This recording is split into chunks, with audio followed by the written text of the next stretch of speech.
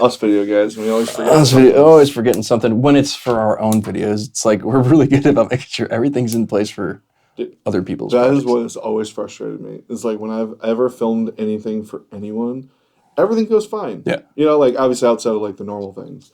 But then it's like I filmed a video for myself for like a testimony video. Mhm. And the entire video, I sat there for 30 minutes, like asking all these questions of the client. And the C-stand for the light was literally in the shot the entire time. But it's like the room was so dark that like you couldn't really see it. And because I was like doing everything, like I was miking him, I was like doing the questionnaire, I was recording, so like I was doing everything by myself. That for some reason I just completely didn't see this giant pole through one of the thirds of the video. And what's even better is I still didn't notice it through the entire editing process until I got done. And I was like, yeah, I think I'm done. And I started watching. I'm like, what is that? Yeah. I'm like, how did I not see that this entire time? It's because it was so dark in the room. Yeah. And like, I literally had like a focused light on him and his LED wall behind him. LED wall behind. That's a good segue then right back into this because speaking of LED walls, but there's all kinds of things have changed in the LED world, not massively, right? But there's a lot of new product out there. There's a lot of we're actually seeing a lot new of engines. Really big shifts in the LED wall industry. On what now? On the LED wall industry. Oh, okay. What did I say? A lot of big what? Shifts. Oh, shifts. Okay. Like, it's really weird that you would have just said that right now. Seen a lot of really. I mean, when you're at NAMM or something like that, sure, you might hear that. We got a lot of big stuff going on here. Shifts. That's my Michigan accent coming out. That makes it hard for me to understand. Okay. Yeah, a lot of the stuff that we used to see on the really high end walls is we're starting to see that trickle down into like a lot of the manufacturers are starting to manufacture in the same way, being a lot more RF sensitive. Oh, nice. I know that's been an issue for a lot of different camera manufacturers and stuff. Yeah. So, sorry, I didn't mean now, does that mean that the higher end stuff has been implementing stuff that's even higher yet? And so those things have been... Okay.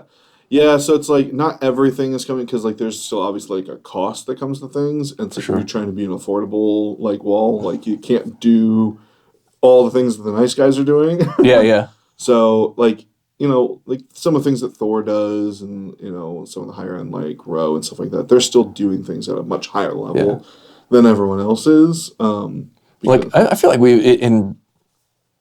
maybe it's only been in the last month, maybe it's been 2 months, me and my concept of time, but I feel like we've had our hands on kind of the three tiers, like a low, middle, and high just recently, like and I think one of the things that I noticed was even just like picking it up, the way that parts come out and off and the amount of latches, kind of how it's latched, the level of quality of the magnet holding, the modules, and the weight of the power supply, the weight of the frame, the type of connectors, is it a nitric connector? Is it an offshore connector? Right. There's so many things that play into all that. So very cool. I know that it is still a really big topic. You get asked this question a lot, or some people want a specific thing. They think they want a specific thing for their area. They ask you to come in and do a consultation. You get all their information and let them know, hey, I realize this is what you were thinking, but because of these factors, I think maybe this is the way or whatever. But a lot of... This is the way. Yeah, this is the way. This is the way. Yeah, you going for your saber there, bro? Yes. It's not fair. I'm unarmed.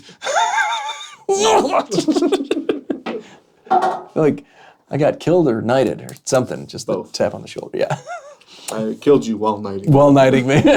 Well, it was short-lived, but it was wonderful. I'll burn your body later. Thanks, I appreciate it. Invite my wife to the ceremony, will you? The kids, I don't know that one, but a little weird. Yeah.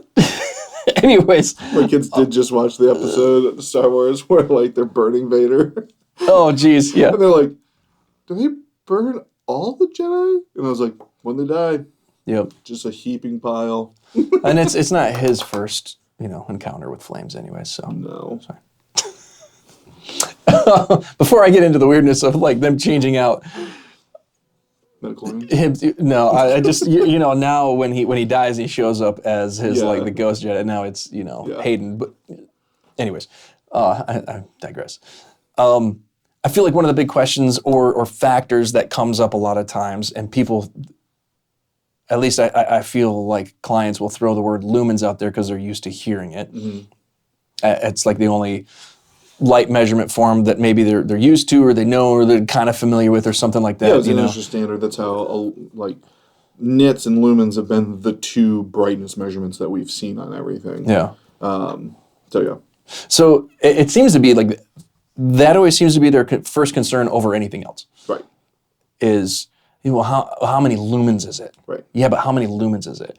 And I know from working around you enough, and obviously working in film and video production and that kind of stuff, that it's not always, I don't know how else to say this, but it's not always tit for tat. It's not, what I'm saying, like on both sides of the world, and there's different things now, measurements for perceived brightness. Kind of explain, I know it a lot more on the audio side. Yeah, so for like, that kind of imagine you have a 7,000 lumen projector that's going through the air. Which lens do you have, right? Mm-hmm. That automatically changes that.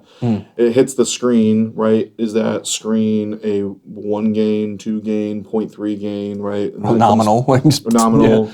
Bounces in your eyes. Are you actually seeing 7,000 lumens? Are you seeing 5,000 lumens? Are you seeing 8,000 lumens? Yeah. So it's like, that's where like those numbers become a bit deceivable, and it's not an intentional thing, right? It's not like a manufacturer's like, we're going to trick them. Not like they do with contrast ratio, right? No, like 3 million to 1. 3 million to 1, and that one's 10,000 to 1, but somehow looks better. Like, yeah, okay. Whatever. It's just like they're measuring like the light source, right? When they measure that laser's throwing out 7,000 lumens, right? They can't sit there and give you every single detail of what that's going to be, because they don't know what you're going to be hitting it on. So there's Lambert's, which is the perceived, like what you're seeing, and there's a mathematical formula that you put in, like, okay, how big is the surface? Are you giving it a gain? How bright is the projector, right? And then there's a formula that gives you perceived what your eyes are actually seeing. Yeah. And then there's a scale of 0 to 50 or 0 to 60 of like what your Lamberts are. And then from there, you can kind of decide, okay, is this going to be bright enough, right? And that obviously varies. Are you in a dark room? Are you in a somewhat lit room? Are you in a very bright room? Right. Your light pollution factor, essentially, right? Light pollution factor, yeah. Okay. So that is like what we've been kind of talking about in the audio space of like, well, what is a LUF, right? Yeah. Like, because I love it when that question comes across. Right? And it's like what a LUF is like a LUF is sitting there and it has like an algorithm in it that says, hey, this is what the ear's hearing. So that's how I'm going to monitor that and tell you how loud it is. Right, of how we're emulating a human ear, right, so that you can get that to a good audio level, right? A Lambert's kind of the light version of that, right? We now know with these factors played in, it's going to perceive to you to be this bright, right, type thought process. Right, that's awesome because I feel like, well, at least the more people that you can get onto understanding what that is and perceived brightness versus like actual, kind of like you equate it to audio. That's easy for, I think, either you and I to understand that kind of correlation because we both worked in all the sides of these different things. Everyone works in audio first. You kind of start out there. But as an engineer too, and you're getting into that kind of thing, there is, like you said, there's SPL, which is a legitimate, like hardcore. This is the sound pressure level. Here's your decibels in A or C weighting or whatever. But to understand perceived, which has to take into effect, we've got these frequencies with these match frequencies, and this wavelength travels at this speed. It's going to get to the ear at a low, whatever, and it creates a perceived volume of. Right, you mute the subs, and the volume perception goes from here to here. Right. Right, because you hear and you perceive those lower end frequencies so much different. Right. But if you're just looking at your meter right here, it still says you're pumping out the same thing. Exactly. And whatever this meter is right here. Hope that doesn't look weird on camera. Hey-o. Okay, so now we have all these different ways to measure stuff. You've got lumens, the word that we talked about that everybody kind of knows. Yeah, so Right. an lumen is a measurement for something that's like projected, reflecting off of something. Okay. It's not usually used to measure like a display. It gets a little weird when you start talking about light bulbs because like they say like, oh, it's a 10,000 lumen light bulb, like for Right. house light. It's not really reflecting off anything, so I don't really know why that. Is it because it's indirect? Like you don't usually like looking at the light. Maybe that's I what don't it is. usually like looking at I the light don't know. bulb. There's so many of those like terminology things that you go, why is it that way? Remember we were watching that Mix You video with Yeah. Jeff and Lee and Andrew, and they're like, you know the definition of this, and they're all like, yeah, of course we do. Yeah. And Jeff's like, well, I'm gonna read it just in case. Yeah. It's because they didn't know what it was. Right, maybe not at the top. There are a lot of those things I know in both of our industries where, and there's so much cross point in them. You know what it is because you've been around it, but maybe you've never had to look it up. But it's like something you kind of like osmosis, absorbed. I come back to LUFS, right? Yeah. Yeah, when I'm doing my audio, it needs to be negative 14 LUFS. Did I know why that was? Nope. But that's what I watched in like several videos when I was trying to figure out why is it when my church podcast is on, like I have to turn my volume to 100 in my car, but when I turn on Joe Rogan, I'm at like 25%. Right, yeah. Right? Why is that? Yeah. Okay, oh, it's because Spotify and YouTube want to be at negative 14 LUFS. I didn't question what that was. Yeah. I just went in and figured, oh, there's my LUFS. Boom, negative 14 LUFS. Oh, look, my podcast is as loud as Joe Rogan now. Great, that's what I wanted. And I did that for years. And then we were able to, with changing things, we were able to make it more full body and perceive volume much more, but still within that negative 14 LUFS thing instead of the negative whatever the heck it was before, like Not in the much. basement. It was in the basement. It wasn't even on the first floor, let alone on the stairs. Am I the going second. deaf? I've got my Yeah. stereo at Oh, man. 100%. I still It don't was hear like elevation would come out. Like, Turn it back down, turn it back down, turn it back down. turn Yep. it back down. Yeah, I definitely have that experience still sometimes with like newer YouTubers, great content, but it's like, okay, somebody needs to help them figure out what they got going on here, kind of thing, get it mastered.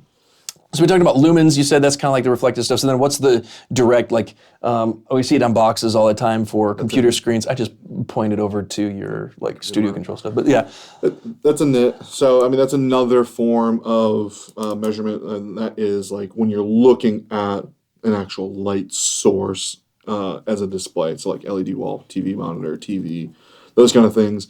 It's the emission source. The emission source that is actually like creating the content for your eyes to see, not like in the projector where it's like you can look straight at the projector, it's just going to look like a bunch of light. You can't actually see the image. Right? And there's a mathematical formula for converting nits to Lamberts as well. Okay. So it's like I took a note. 200 nits is 58 foot Lamberts. Okay. Which is stinking bright. Yeah. Like imagine having like an LED wall in a well lit room or outside. 200 nits is a 50-foot Lambert.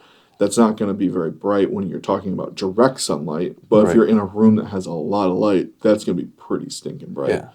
To put that in kind of context, like a movie theater screen that's in a really dark room usually sits at about 16-foot Lamberts. Jeez. That seems like nothing because a lot of what we, talk about these days is when we talk about light pollution, a fairly polluted, scenario, or room or atmosphere where there's a lot, whether it's stained a church glass, or stage lights, like all that kind of stuff. Yeah. All of that plays in that. All of that is even in the most controlled environments, like you're still getting light pollution, right? A movie theater is completely different because it's like when the movie starts, right? All of the lights go down to practically off, right? I think it's like the 1 foot candle that they're required to. Yeah, is that what it is? 1 or 2 now, depending on where you're at by code on the ground? Yeah. So it's like if we were all putting our sanctuaries to that level, we could go with much dimmer projectors and LED walls. Yeah, that's how you save money, churches. Just turn off all your lights, worship in the dark. Who's on stage? Yeah, I don't know, but that projector from Walmart works now. Well, maybe not quite. I don't know. Yeah, they can. Yeah, some are pretty good. So, okay, we've got our conversion stuff here. We're talking about all these different brightness things. And now let's kind of put that into perspective, if you would, when people are like projector or LED wall or mix or whatever the the environment type of thing is. Because I know that one thing that seems to come out a lot is people get really tripped up on the lumens. Like, I said that at the beginning, right? They get tripped up on the lumens, and so all of a sudden they're just like, they're just bent on, we need this LED wall or projector or whatever because it's bajillion lumens. Yeah, and there is a mathematical formula, and so I haven't always gone off the formula because, like we were saying, like when you start to just do things and you go, I know what works. Right. It's like I know how bright that 7,000 lumen projector shooting at its average of 20 to 25 feet to that size screen with that gain. I know what that's going to look like and how well that handles ambient light in the room. So it's like for a long time, a lot of us just went off of that. Yeah. Right. And so it's like having a client come to me and go, well, how bright do I need? Technically we were kind of just, I think it's, like I know that like a 7,000 isn't going to be bright enough in that scenario. Can you just light a candle and walk out 1 foot at a time? 1 foot, 2 foot, 3 foot. Yeah. But there is actual like mathematical equations now that people put together. And some of those, and I had this conversation with a client before where I was like, when standards don't exist, you can have people tell you whatever they want to. And it's hard to know what to believe, right? You have other people that take standards and say, this is standard. It has to be this way because it's the standard. It's the law. And I am one that I like a standard because I have a backstop now, right? I have something that I can base all of my information off of, right? So the power to say no or yes, right? Based on, because. Right. So I have a client right now that they have a screen that's 21 foot wide by 13 foot tall. And they have a projector that is a bulb projector that is 6,500 lumens. I don't hear those very often anymore. Yeah. It's older. It's like from like mid 2000s. And they were talking about replacing it and updating it. They don't use it very often. Okay. It's a school. And so it's 6,500 lumen projector. Is this in the theater then? Yeah. Let's say at that size. It's not hanging on their gym wall, is it? Well, I guess it could, but yeah. It's...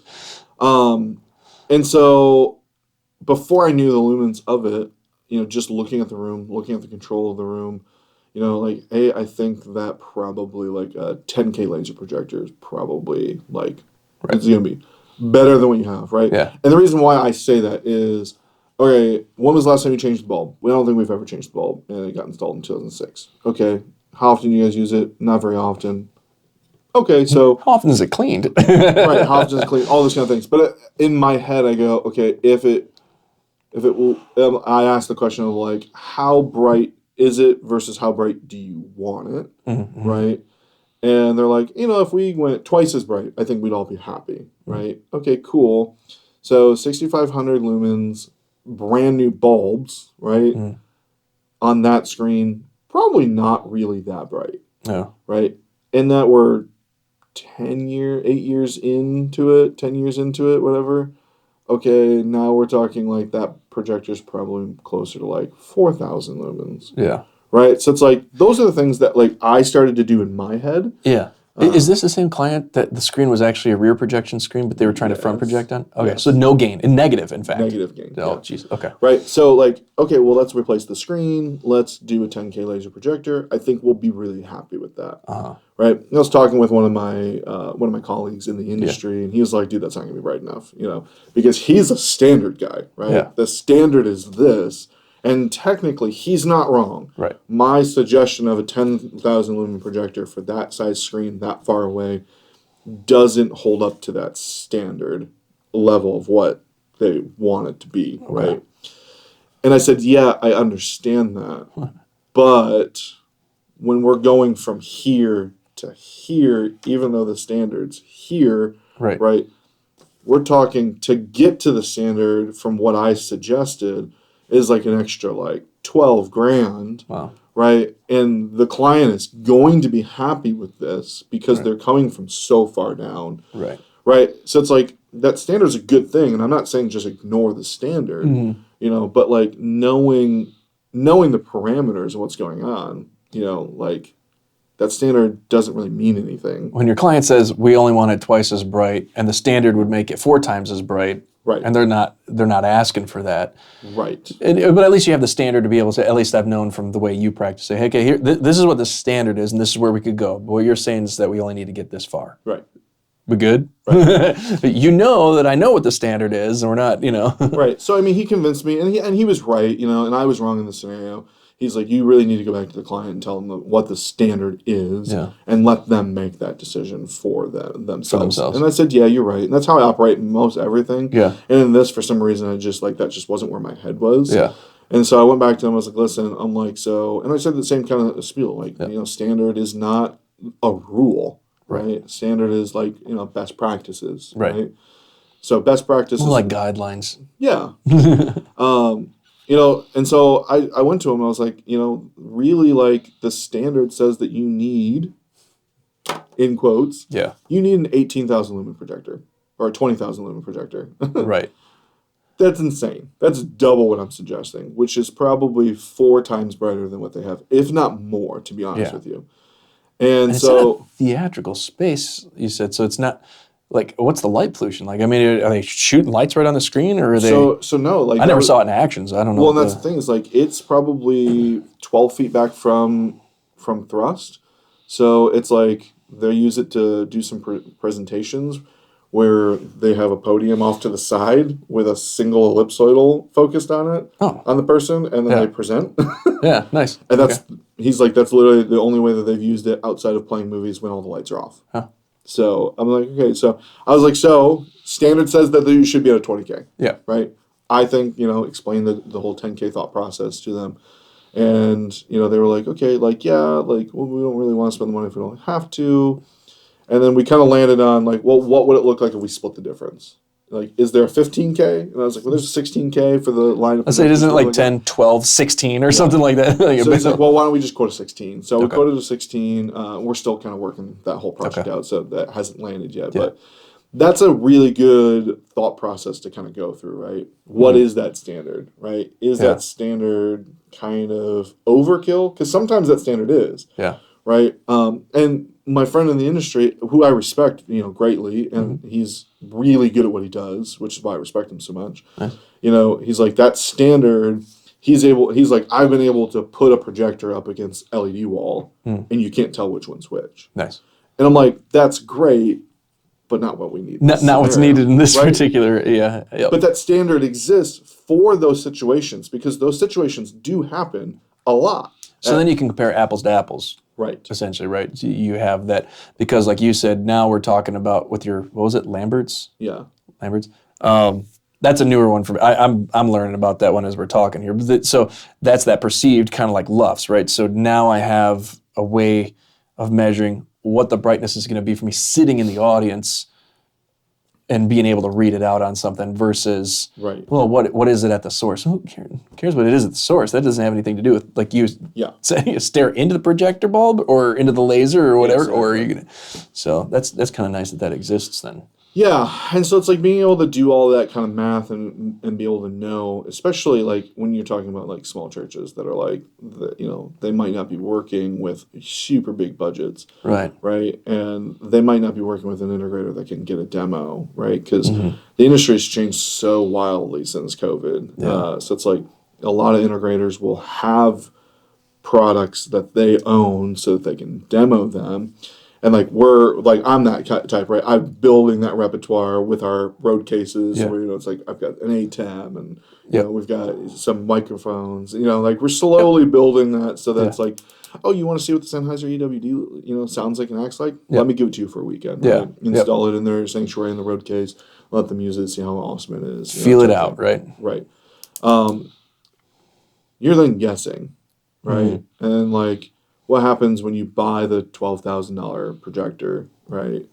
And everyone goes, whoa, that's way better than we thought. We really could have went with the $7,000. Right? And then it's like everyone's kind of like, you might get in trouble or at least frowned upon because you overspent, right? Because it's like, we're on a fixed budget. We went with this because we thought that that's what we needed. That was needed, right? We could have saved $3,000, $5,000, $6,000, right?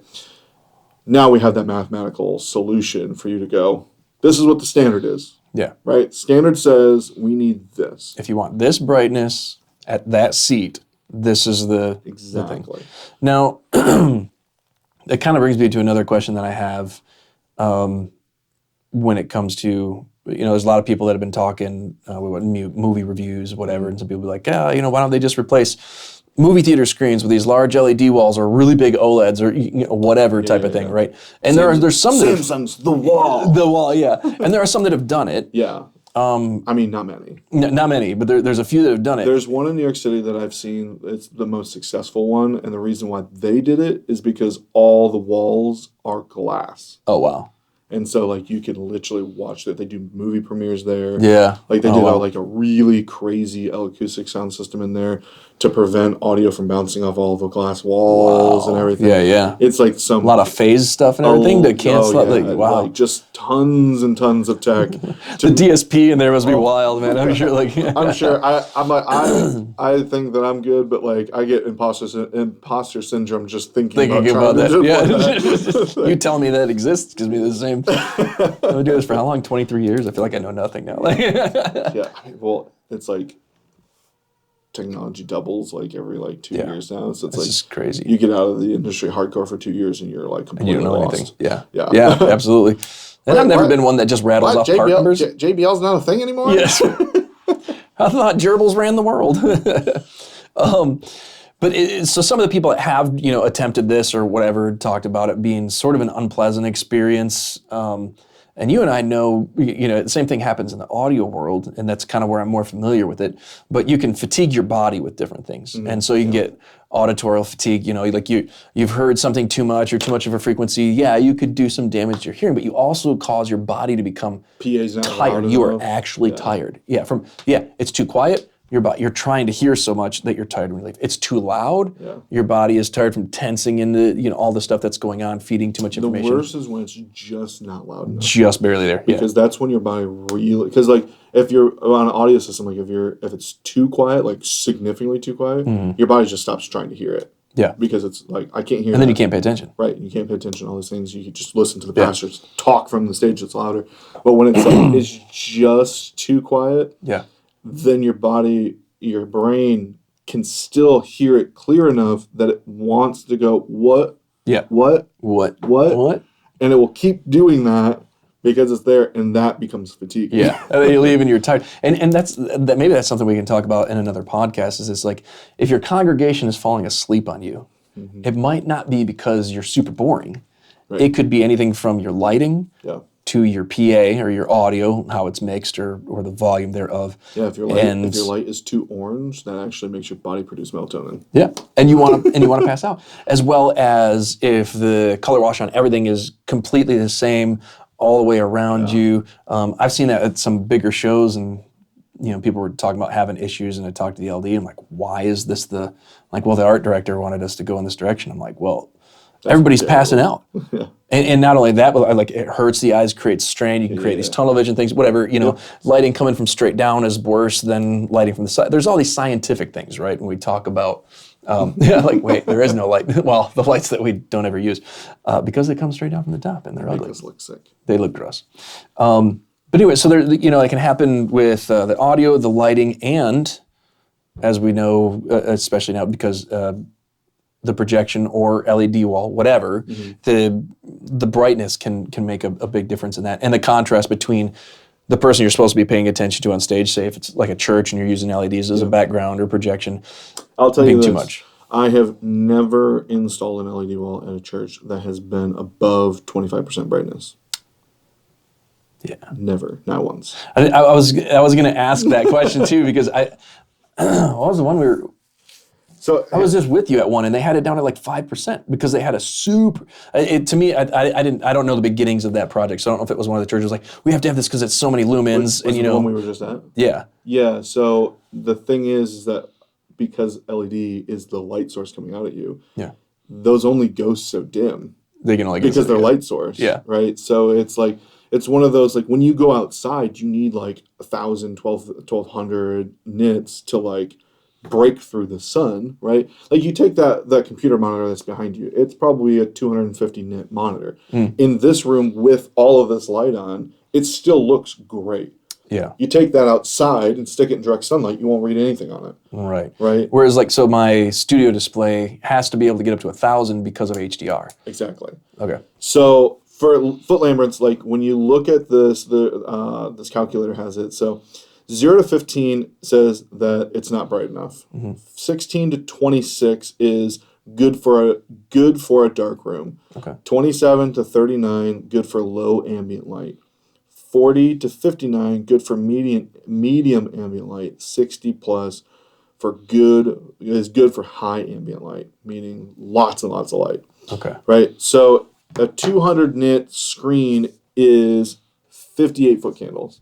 Now that scale doesn't tell you direct sunlight, right? It's saying a lot of ambient light. Right. This would be considered a lot of ambient light, right? That monitor is probably, like I said, 250, and it looks amazing. Like when you look at that, it's off right now, but like when it was When I look at that, when it's on and the fluorescents in here are on, we have all of our studio lights are on. Like I don't struggle to see anything on there. It still looks amazing, right? Same thing with like your phone, right? If we were to like hold my phone up to this light directly and turn it on, you'd still be able to see the picture and everything on it perfectly fine, no issues, right? So it's probably sitting in that 58 to 60 Lamberts, right? You probably, for an outside screen, need to be 100 Lamberts, right? Or more. I don't know. I haven't really had to deal with that because I don't deal with outside stuff very often. So if your church isn't doing like outdoor touring stuff, they don't need that 1,000 nit screen, right? You're saying that probably for I'm thinking of 2 or 3 churches that I've done LED wall work in specifically that are in the 700 to 1,500 person seating range. And usually the 2 side walls are windows to the outside, right? And they usually have shades, right? But like when the shades are open, right? It's not so bright that you feel like you're outside, but like you don't feel like you have to have lights on to read, right? Right. We do LED wall in there because projection would be really expensive to get bright enough to look good quality, right? Those LED walls are usually in the 300 to 400 nit at full brightness. Okay. All 3 of the ones I'm thinking of are at 20 to 25%. Because that puts you at about that 100, 150 nits, which is good for high ambient rooms. Yeah. Right? Could they go a little bit brighter? Yeah. Like the one we were just at that you were talking about is at like 5% because it's also like I think a 350 nit LED wall with 0 outdoor lighting, and the only ambient lighting is from stage light. Yeah. So it's technically be considered low to somewhat medium ambient light, meaning that you don't really need that much, right? I just know when it first kicked on, both Cody and myself, you were on the backside. Yeah. And you could see clear as day even back there because of all the light even coming back there. Cody and I were standing in front of it like, you know, throw their visor, like striking the guitar, right? And Back to the Future, just shooting. But I mean, the thing is that like that, and that's where it comes in the last video that we made a couple years ago. It's like that look and aesthetic, right?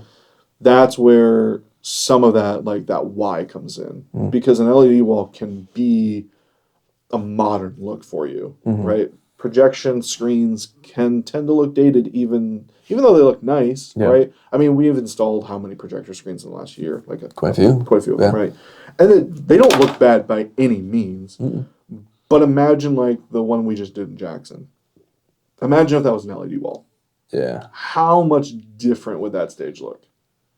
That would have been dope. That would feel so much more modern. Yeah. Now, obviously, like the budget didn't exist for it, and like, the need for it didn't exist, right? I have 0 issues that we didn't go that direction, right? Well, plus now, and I think one of the things in that key too is the purpose for viewing of that screen is 90% to watch a remote campus, simulcast. All the lights come off. Yeah, all lights come off and you're looking at it. So LED in that point, right, we probably wouldn't have been able to get it dim enough. Right, it'd be fatiguing. And it'd be very fatiguing, it'd be burning people's eyes out. Yeah, which is kind of funny because like there is another one of a church that they're related to that they have their own simulcasted location as well, and it is on LED. And I have been curious to know how people feel about that because LED isn't always fatiguing if you have a good enough distance between the audience and that wall, right? If you're 25 feet to the wall from the first row, and you're like, say, like a 3.9 or a 4 mil wall, Yeah. and you're at 20% brightness, like that's probably not going to be fatiguing.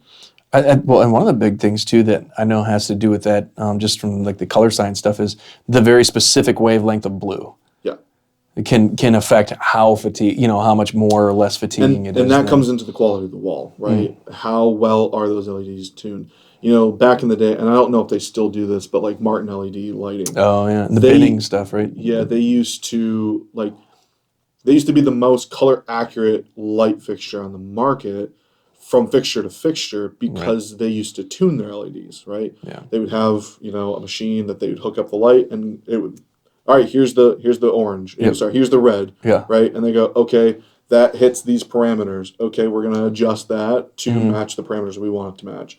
Okay, here's the blue, and then do the same thing. So that way, when you would throw on the Martin purple, every mix, right? Because that's the thing, right? Usually your brain, for the most part, as long as they're semi-close, can't see the differences in reds. Yeah. Okay, you can't see the differences in blues, right? They have to be pretty close together, right?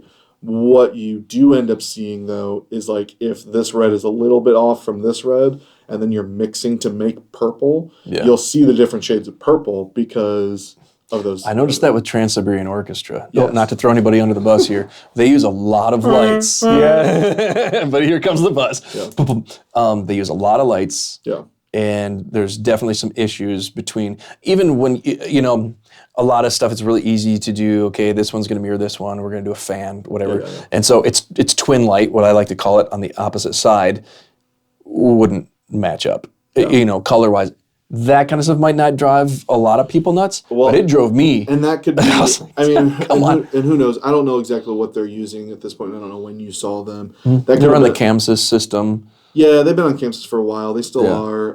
But that's console. But the lighting wise, like if they're using it's a huge mix. Yeah, if they're using a bulb for those, right?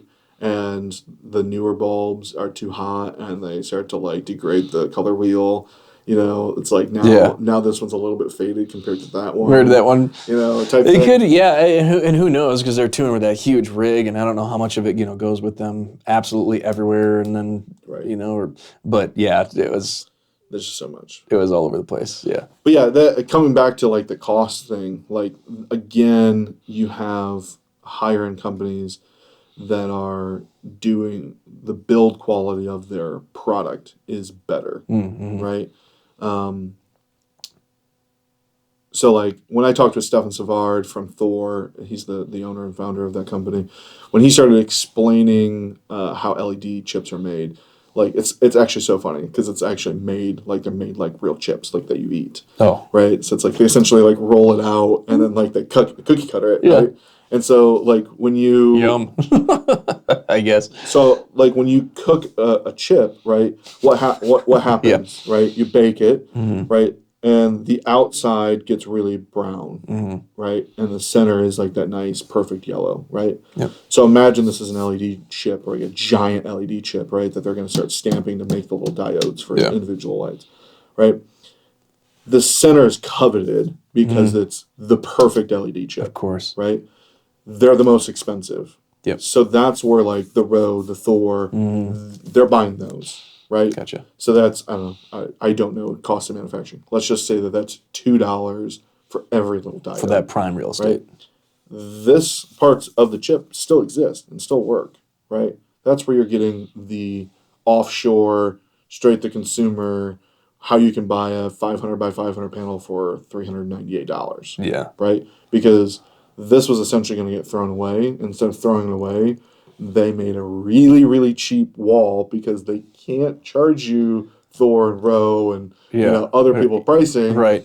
Because you're, everything about those chips are not going to be as nice. Right. Doesn't mean they're bad. They have a place, right? I've seen a lot of churches that are listen, we're not on camera. We're not doing video.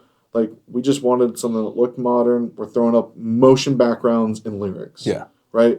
If we have a panel fail every 6 months, we get 30%, Yeah. I've seen some cool ideas where people take the cheaper panels and put them behind a frosted glass type of thing. And it's more of an atmospheric effect like people used to do with projectors and stuff. And, but much easier to do with the LED wall and get away with some pretty cheap ones. And that's how you get your 3 tiers, right? You have the center of the chip is the high tier. The next ring around that is your medium tier. Yeah. And then the outer like brown parts of the chip are your low tier. Those are the ones that you get on your strip tape that you buy at Dollarland, right? Yeah. So yeah. That's why you can buy this for so cheap. For so cheap, yeah. So that's the way that he described it to me. It's like film stock. I remember doing that with, whether loader film for cameras or whatever, like the center cut, because they make it in huge spools. Yeah. The stuff in the center was the coveted stuff, right? Everything else has maybe some stress on it from spooling up or from spooling down kind of thing, but okay, yeah, it makes total sense. And then the next things that go into that are like, what's the grade of aluminum that the frame is, right? How well, like, how precision is that, right? Because, like, we all know that you can buy multiple different types of the same device, and they're manufactured just differently. They're all aluminum, but, the precision on this aluminum one versus the precision on this aluminum is a lot nicer. Right. The quality of this aluminum is not mixed with tin like this one is. Right. This is half aluminum, half tin. This is 100% aluminum, right? Yeah. So you get those type of things that go into that as well. Yeah. What's the quality of the circuitry, right? Okay, are they using gold? Okay. No, gold does not transmit electricity any better than, tin does or copper or anything like that. But what gold doesn't do is it doesn't corrode. Yeah. Right? Because tin will corrode in a normal humid room. Right. Just throwing stuff now. So it's like quicker than all the other, right? Quicker than copper, quicker than Exactly, and that's why it's the gold standard for that, right? Is for those type of things. If you are doing an outdoor LED wall, make sure it's gold. Make sure it's gold. And Stefan used to like hammer, and it used to drive me kind of crazy, and until I really started to understand it. It's like that, it's the crazy guy, right? It's not saying something that's wrong, but it's like, come on, bro, is it really as big of a deal as you make it out to be, right? And no one in the industry is really on board, and then eventually everyone goes, man, that guy was right. He was so right. He knew something. Why didn't he tell us? Oh, wait, he did. He did. Over and over and over. Right, and so, this whole, like, RF issue, right? It's like, yeah, my panel doesn't oh, look at my panel. It doesn't spit out any, enough RF, right? It spits out some, right? But what happens when you put 55 of those panels together or 110 of those panels together? Are you still going to be able to say that there's not that much RF interference? Ever heard of coupling, compounding? It's... Exactly. And so that was Stefan's whole thing, right? Is like, make sure it's FCC compliant. Meaning that it can only spit out a specific amount of RF signal, even when it is at grand scale. Yeah. Right? Yeah. It's not just individual panel size, right? So you have to be able to do that math and go, what's the biggest wall we can make with these panels? Well, we can make a really, really, really, really big wall. Yeah. Right? Okay, well, it still has to meet FCC requirements, right? To state that it meets FCC requirements. Right. Right? So it's like those type of things. Ribbon cables instead of using... using ribbon cables causes more of that. Using individual wires avoids creating RF interference. Well, let's talk real quick though. This might be a side caveat. I don't want to throw you off too much, but especially when we're talking about churches and production spaces and things like that tend to, especially these days, they want everything wireless, right? As many cables off the stage as possible. Yeah. Not everything that they're making wireless needs to be wireless. There's no reason for some of it, but we get it for like the microphones that are up front. I have a church of 112, and we have 14 singers, and they all have to need to have a wireless. Like half your congregation's on the stage, man. Literally half your congregation. They get up there and sing to their kids, and nothing necessarily wrong with that, but if you're going with LED and you're talking about this RF stuff, those things got to compete in the same space. Oh, trust me. We have a church here that me and you both used to work at that when they deployed their LED wall that they got offshore, they had massive, massive RF issues. And they're on Sure Axion, which is like literally... There ain't nothing higher than that. Yes. And they had massive issues with it. And they were able to overcome it. Yeah. Because they, just changed some antenna placements and stuff like that to fix that.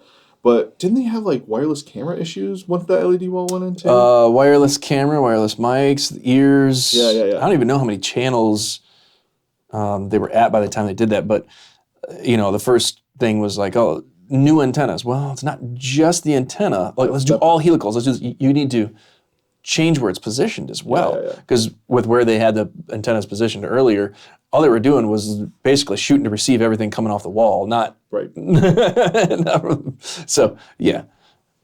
But Anyways, but yeah, we digress. But I just wanted to point that out for people that may be watching this, and that's something that they're thinking about, the LED walls, and they want to get it on the cheap, but they don't know that that's something to consider as the RF. Well, yeah, and then on top of that, like there's a reason why Monster Cable and Mugami and all those guys exist, because they're the quad shielded cable that you can run alongside power and you can run alongside RF issues without having any problems. Yeah, is because of how it's essentially cat cable with the twisting for microphone cable. So it's like, if you have an LED wall and you have it ground stacked or it's close to the ground, and you're all of a sudden getting noise in your guitars and pianos and stuff like that, it may be that wall is interfering with the physical mic cables that you're using to plug in.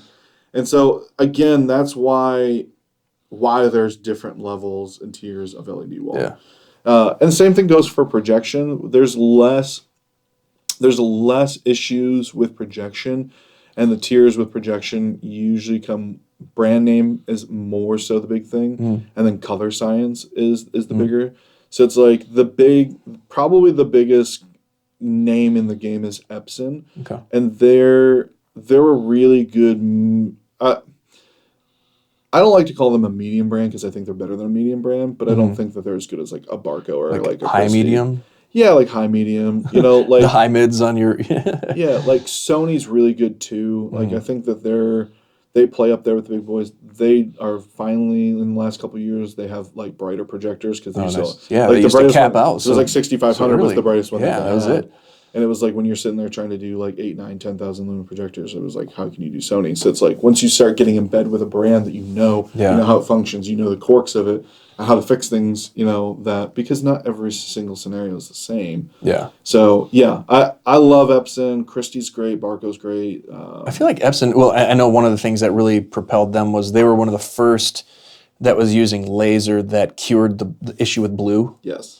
And so that was like, okay, cool. We want laser, and their blue looks good. So it's because they added yellow. Nice. I mean, color science, right? Yeah. Well, what's on the other side of that? Let's do this. And generally TVs and projectors and stuff like that don't actually have yellow in them. Right.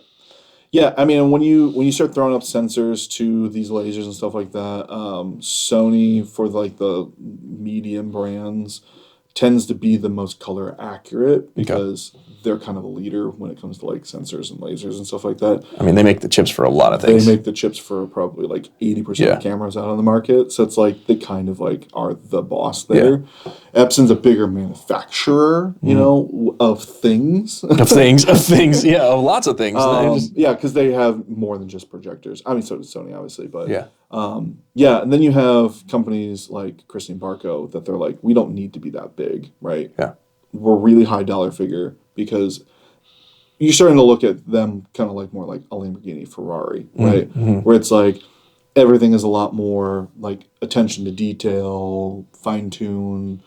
The quality of everything's a little bit nicer. They do a lot of the grandiose stuff. Like when you go see projections on any movie theater.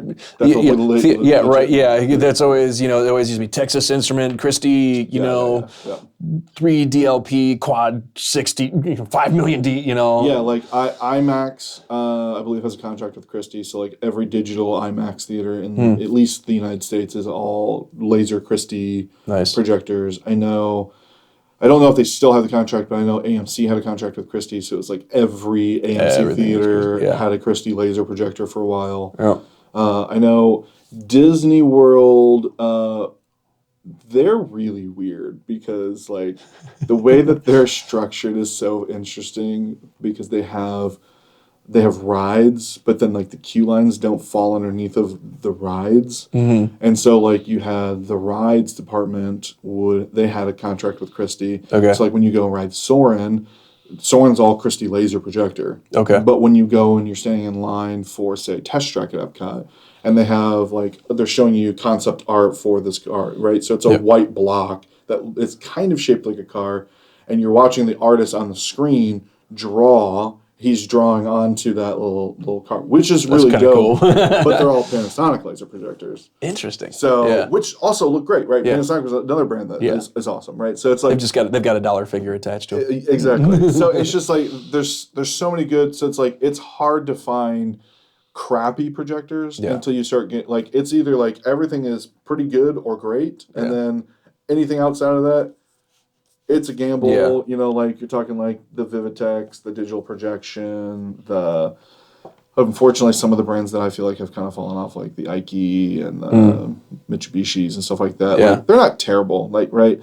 Like back in the day of the 3 bulb projectors, they were king, but like now they've kind of they're just not keeping up. It's honestly more what it feels like. It's not that they're crappy and that I hate them. It's just like I feel like the brightness, the features, the color look better in these for the same money or less money or slightly more money, right? Than that, right? So, and then and a lot like when we're talking about Christie and Barco and that kind of stuff, they seem to be used for a lot of like elemental projection stuff too. And when you're doing like big buildings, right, and you're doing the cool kind of because that 3D mapping and that comes to the same thing like the higher end LED walls, right? When you are using the center of that chip. The matching between diodes across multiple walls is a lot more accurate, a lot more tunable, right? So your blues tend to look more accurate to the blues, right? Christie, like that's what Epson doesn't have, right? Epson isn't. You could put 2 Epsons next to each other. The potential of them being manufactured at a different time, even though you bought them at the same time, those colors could be ever so slightly off. So blending 2 of those together becomes more of a wild card in like the Epson world. They have some higher end models that solve I've seen that. the ones that if they're like, oh, you're going to need stacking, right? Because when they didn't offer the amount of lumens, they would do stacking or it's too big of a thing. And they wanted to do, that's matching this way, which is one thing because the colors are blending as they hit the screen. Right. Versus when you're trying to, like when we had that super, super wide screen that we had to do, and you got to do edge blend, that's definitely, you're like, hey, it's kind of purpley here, but blue there. Or you can have someone's face slightly different on one side than the other. Just enough that, like, honestly, like a majority of people probably wouldn't notice, but like if you're paying attention, it's like, oh, like he's slightly different color on the side of his face. Yeah. Christie, Barco, those higher end ones, like that's what they're known for, right? Yeah. You put 2 of those together, they're the same color, right? As long as they're the same. Do either of those fall into the general budget that you see for a church? No. No. Not anymore. They used to, because like back when there wasn't 12,000 projector brands, right? Epson didn't used to have 45,000 different models, you know, and like the fact that you can buy a $2,000 laser projector from Epson that looks just freaking killer. And I know LG's trying to push really hard. I mean, Canon makes them. LG has them. Philips, I think, has some. Like, there's like everyone has a projector. But so it's like all the Van Gogh exhibits that went around with all that digital projection. Those were all Christie's. Cool. Okay, that makes sense. Or Barco's. It depends on which location. Where they were. Yeah. So, because some of the locations that they put those exhibits had like contracts with Barco, so it's like I saw in Chicago. I missed it when it was up here in Grand Rapids. I don't know if there was a difference to. I don't think so. I think that there's slight variations because of the shapes of buildings. Yeah. But like I know there's like one in Vegas. There was one in Orlando. There was one in Miami for a while. It's a cool concept. Yeah, super cool concept. But yeah, they did all. It was all Barco's or Christie's, depending on which location, because everything has to color match. Like I can't imagine like walking through Starry Night and having half of it like teal and half of it blue. Oh, dude, that would drive me nuts. Just like the lights. So when we're talking about all these things, these lumens and Lamberts and all that jazz, we've talked about it with projectors. That's our reflected light. We've got the LED wall that's shining at you. We talked about fatigue that can be caused from one over the other or whatever, depending on the use case. So if somebody would say, like we talked about the movie theater scenario, but like if your church shows a ton of video content, like the one we were talking about that was using the screen primarily for a remote campus type of thing. Would you suggest projection over LED then in that scenario? Yeah, does it depend on what they're? I think that comes to this look aesthetic. Why? Like, what are we talking about? Which size are we talking about? What does the room look like? There's so many variables. Right. So it's like it's the idea of like on the Church Tech Media page on Facebook, right? Like you need a line array. Shut up. You don't always need a line array. Right? Like no, like oh, well, no, you just need, like you need one Danley speaker because it'll cover the entire arena, right? Like, no, you guys are all stupid, right? Like there's all these tools exist for different scenarios, right? Like some spaces, like those point source Danley boxes, fit perfectly. Yeah. It's a great solution, great sounding box. Then there's solutions where it's like, no, like you need a really nice L Acoustics or D&B like line array, to actually get what you're trying to do. There's different tools for different things, right? Yeah. So yeah, for remote campus, it's like the one that we just did. Yeah, I think projection all day long. Like I wouldn't be anti-LED in there, but we'd have to be pretty dim because I think the first row of seats is like only 14 feet. Yeah. 15 feet. That and the mill would have to be, it'd have to be tight pitched. It'd have to be. Yeah, it'd have to probably be like 2.5, Yeah. Which then you're just talking costs going up. Right? Yeah. So, yeah, I think it's really difficult. And anyone that says that they can just tell you the solution without seeing your space or asking any sort of questions, they're lying to you and they don't know what they're talking about. They want to sell you something that they have access to. And that's the end of the story, right? For sure. Yeah, like I can sit here and I can tell you, like I came up with some numbers for like an idea for LED wall versus projection. So years ago when I was working for a company that did this kind of stuff, it was mostly just projection at that point. Not a lot of LED wall stuff out there. That was just tour rig stuff. Like you didn't really see that, There was a church that was like, hey, we want to put, we need a new projection screen. We need all this kind of stuff. And our building is designed after a sister church. It's the same architect, all that kind of stuff. It's the exact same design. And you can go see that one. It's closer, than traveling out there and probably come up with something. Like the last minute, this thing dawns on me after it's like, okay, you need this lens and the lens calculator, this projector, yada, yada, yada, yada.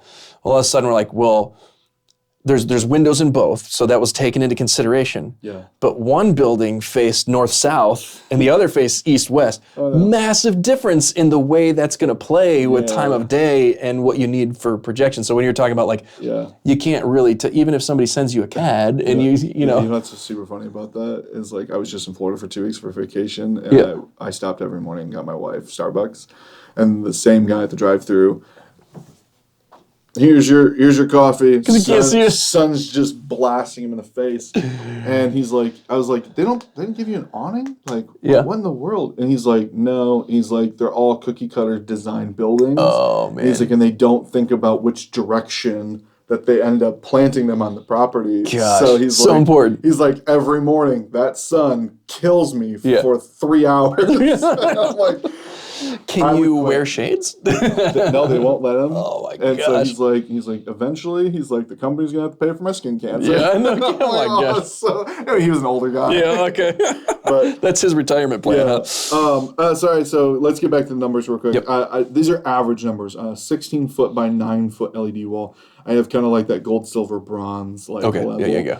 I think that what you could expect for things, the bronze level I think is the most tricky because there's a lot of margin in a lot of LED walls. For sure. So you can find people that will they would rather make their money off of selling 100 walls rather than making the same amount of money selling 50 walls. Right.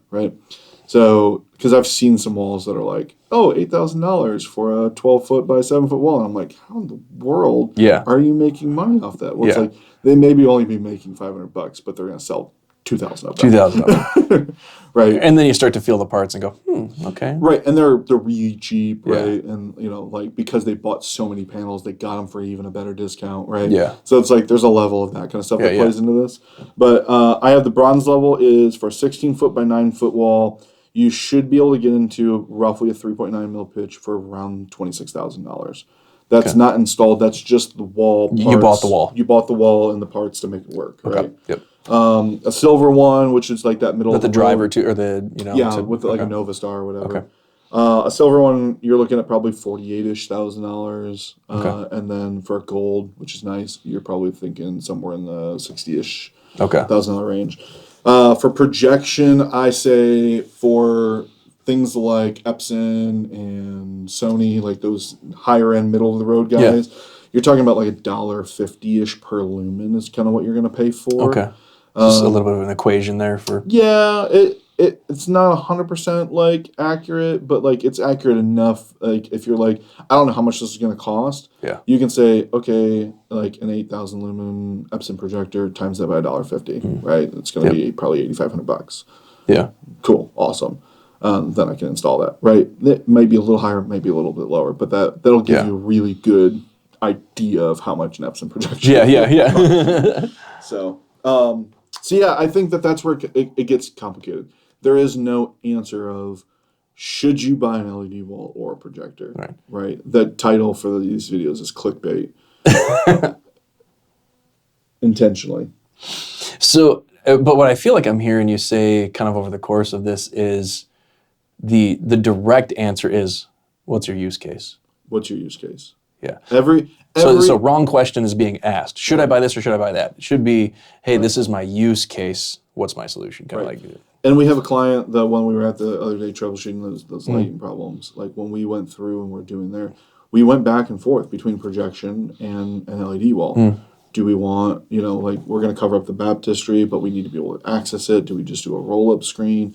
Right? So like by time we got back and forth, it was like the LED wall was more expensive, but like because of how modern they were trying to make everything, they made the decision to spend the extra scratch on that because they were like, oh, we don't want to spend all this money taking our sanctuary from 1982 and trying to bring it into 2019 at the time. And then have a projector screen, kind of foil that. Like there it is. So then they update their lighting, and now the lighting's hitting the screen because they're doing whatever kind 100%. of So there's so much that just goes into that, right? It's always why. Why are we doing what we're trying to do? Like, what's the thought process, right? That's the foundation for every technology buy. Why are we doing it? And then you ask. And your channel here. Right. Enhance, don't distract, right? Exactly. Yeah. Right. Then what? Yeah. How do we solve that problem, right? So, can you fit an LED wall in here? Will your ceiling support it? Can you ground stack it? Right? I had a client over in Minnesota that they were like, yeah, we're going to hang it on a wall. Oh, we found out that the stage is concrete, but it's wood with an air gap with a concrete slab on top of it.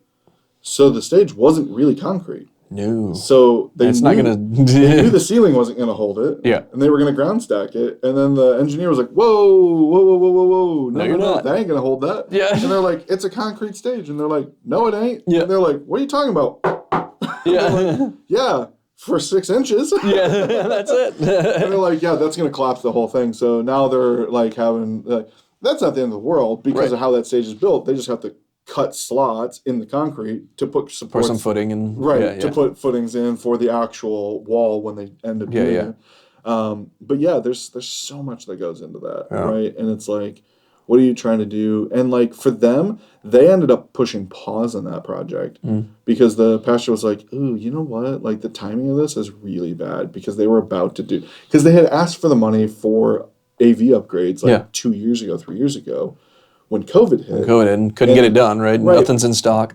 The PA that they bought 3 years ago just got installed like a couple weeks ago. Wow. Right? And that's mostly that integrator from talking with the guy. He's like, they're just really, really slow. Okay. Because that stuff's been available for a while now. Like, it's not 3 years to get an L-Acoustics PA at this point, right? Yeah. But they were like, they did this fundraising, so they have all the money for all this AV stuff. But the wall was literally going to get installed, like the plan, right? Buy the wall, install it on this Sunday. And they're like, oh yeah, but we're about to do like a big ask for like giving to poor people and like helping the community. And it might be bad taste to go, hey, we need a couple $100,000 to feed our homeless in our community. And then all of a sudden, here's a $200,000 LED wall came out of nowhere. Oh yeah. So good on them for making that call. We probably should just like push pause and not try and push our way because they were the ones with the concrete stage. Yeah. And he's like, we probably should just like it's bad optics, right? Because like the thing is, no matter what the reality is, right? Because the reality is the money's been they were totally separate budgets, long time ago, all that kind of stuff. Like doesn't matter what the reality is. Perception will trump reality Every single time. All the time. So, Anybody ever been on the internet? No? You've been on Facebook? Everybody gosh. knows perception jumps. Oh my gosh, yeah. Unfortunately. Now, maybe this is something we can get into on another one, but when we're talking about this, whether it's, and it probably could be a whole different conversation because it would bring us into the world of lighting. Yes. But if you are going to update to that kind of stuff, to LED wall specifically, in most cases, is usually behind a person, using it, whether you're using it for, for your video walls or you're using it for scenery, whatever, you're doing it on there. If that's behind who's speaking, there's a good chance that your lighting's going to have to get updated. Yeah, I think to create the right contrast ratio, so we don't create the. I think that's a whole nother podcast. Yeah, I think it could be too. Designing tech or upgrading tech holistically and making sure you understand full scope of things. Like what affects what, right? It's like dominoes sometimes. Yeah. Well, I just talked with a client. Me and you have been working on the design, where they're like, "Well, you just want to add cameras. Like we've been live streaming from a cell phone, and we want to add a PTZ camera." Cool. How are we getting audio to that? Because the way that their audio system is set up, they don't want to change the audio system. They don't have the money to replace the console because they're not mixing on a console. They're mixing on a processor, blah, blah, blah. Yeah. So it's like, oh, what do you think about that? I'm like, yeah, you spend $10,000, $15,000 on a full video system and your audio still sucks and people are going to be not happy. People are going to be asking questions. Yeah. And then he's like, oh, I never really thought about that. And so now we're tasked with how do we not replace everything, but how do we make this all work? Make what they have work. Make what they have work. So I think let's go into a podcast at another time about like holistic thought process, right? Yeah. What does, if I replace this, what's the butterfly effect? Yeah. So I think that would be a good companion to, and for those of you who haven't seen it, now I'm going to talk to you guys specifically here. You and Jordan did one on systems. Yeah.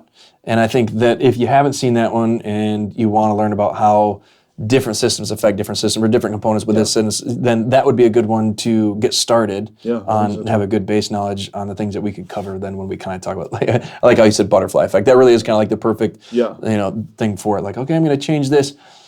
I've been there plenty of times. They're like, I just got to change this washer in the sink. Oh, no, I got to change out the faucet. Oh, now I got to change the entire, it cascades because you don't necessarily realize. My whole kitchen. Yeah, because I had one floorboard out of place. It just, everything affects everything and in the entirety of the system. So I think that'll be a good conversation. But that systems one that you and Jordan would be a good one to lead off with. I thoroughly enjoyed it. Yeah. I figured you did because you just promoted it at the last conference you spoke at. Mm-hmm. Like, you should watch the video. Anyways, that's all the questions that I have for you. So you should totally subscribe if you have not, because 75% of you watching this are not subscribed. And if you want to see more of Sean's face, that will do that for you. This face. Make sure you follow us on Facebook. No, we don't really do anything on Facebook. No, don't follow us there. Don't follow us. We don't even... No, I don't even really post on Facebook. You know how many relatives I have that'll be like, why didn't you come to this thing? I'm like, you never told me about this thing. Well, I sent you a message. You did? Yeah, on Facebook. I'm like, oh, well, that's the problem right there. Text me. I'm not getting on Facebook. I'm not getting on Facebook Messenger. I'm not getting on any of those things. I got rid of my Instagram, and my wife's like, hey, did you see that video I sent you on Instagram? I'm like, babe, you know I got rid of my Instagram like 9 months ago. Yeah. Like, I get notifications in my email that, hey, so-and-so sent a message to you. And then I usually Elijah will do that all the time. Yeah. He'll send me videos on Instagram, and I'm like, I don't have Instagram, bro. Yeah. And he's like, oh, yeah. That makes sense. And then 2 weeks later, he's like, hey, I sent you a video on Instagram. I'm like, dude, I don't have it. I think I have it again right now. It gets downloaded and deleted several times. You're like, well, I sent you a lot of great videos. You need to check them out. You can send a link to the videos on Instagram, so I don't have to have the app just to put that out there for everybody. And that's what my wife started doing. Nice. And so I've downloaded it. I watch all the videos. I'll like them. I'll see a couple I like. I'll send them, and I'll be like, okay, peace, get off of here. And mostly because I'm always in the production stuff, so I really just want super quick, easy access to any film, lighting, audio apps, things that I have on there, and that's it. That's all I care to get to. Yeah. Anyways. Subscribe, follow us on iTunes, podcasts, Google, Spotify. Mm-hmm. Tell your mom about us. Yes. 5-star reviews. We don't accept anything less. Tell us your favorite baseball player in the comments. Keep your core strong. All right, we're getting out of here.